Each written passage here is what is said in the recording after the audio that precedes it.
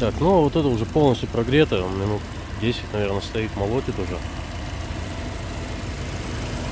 Кулек, конечно, 205-го, это все времянка. Не пришли запчасти вовремя.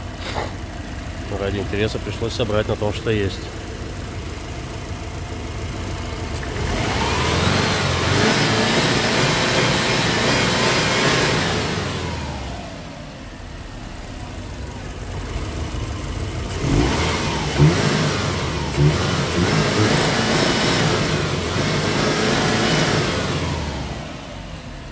Ну вот как-то так.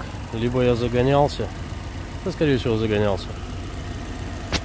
Вроде все нормально.